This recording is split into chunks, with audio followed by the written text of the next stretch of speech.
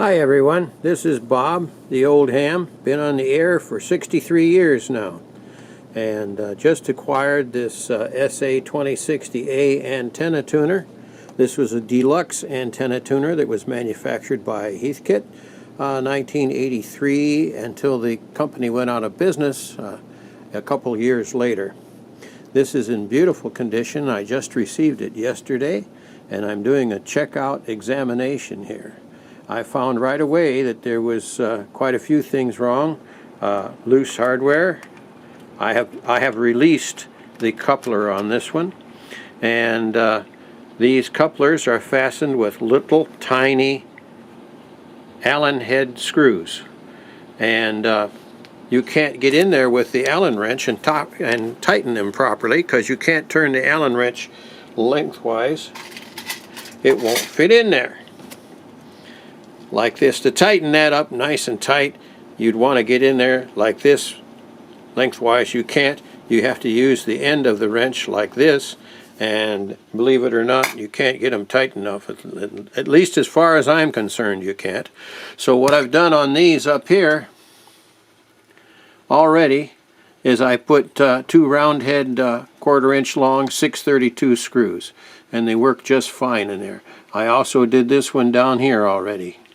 I'd like to have all the hex head screws rather than the round head slotted ones, but I only found one hex head screw in the junk box. The rest of them were round heads, so I'm going to use the round heads. And also I found that this roller inductor, watch this, this is interesting. See that movement? Now there's a brass spring washer in there. That's to ground the rotor inductor, roller inductor, rotor inductor, same thing I guess. And it should be back like that with slight compression on that compression spring. But it's loose. And what's the problem? The little tiny 632 set screw in there, Allen head set screw. So I'm going to change that too and put a small round-headed screws in there. This is a very good antenna tuner.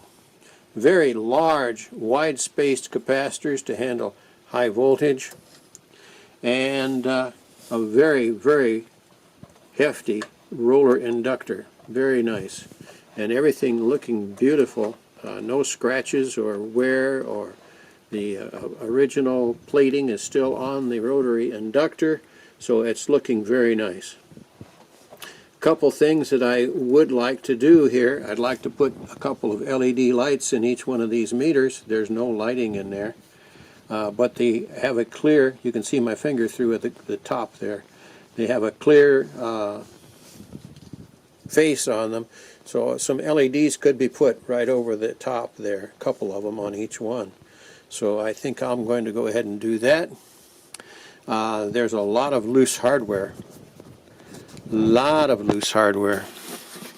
These here I've already tightened this one, but it was quite loose, and so I've got to do that.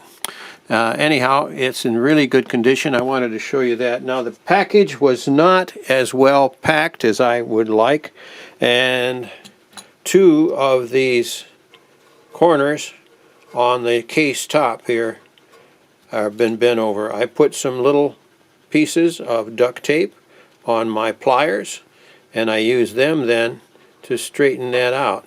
Get a hold of it just right, and then straighten it back out. I'm not going to do that right now, because that requires both my hands and careful adjustment to get it centered just right, so that it does the job properly.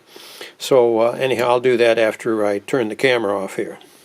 Anyhow, this is the project now. Had this, like I say, it arrived yesterday, and looks like it's going to be a very good antenna tuner. I was impressed by this antenna tuner when I worked on it at Heathkit Engineering back in 1983. I did very little work on it. At the time, we were not really doing any design work or anything like that on this unit, but we were redesigning it to make it into a fully automatic antenna tuner. And so I got to take one of these apart and do some work on that. So that's the only thing I had to do with the SA2060, was in helping with the redesign work to make the fully automatic antenna tuner. So I guess that's it, guys. We'll be doing another video on this pretty soon. This is the first one, the first segment of the SA2060 antenna tuner. Revitalization, resurrection, repairs, whatever you want to call it. 73s, everybody. This is Bob, N8RS.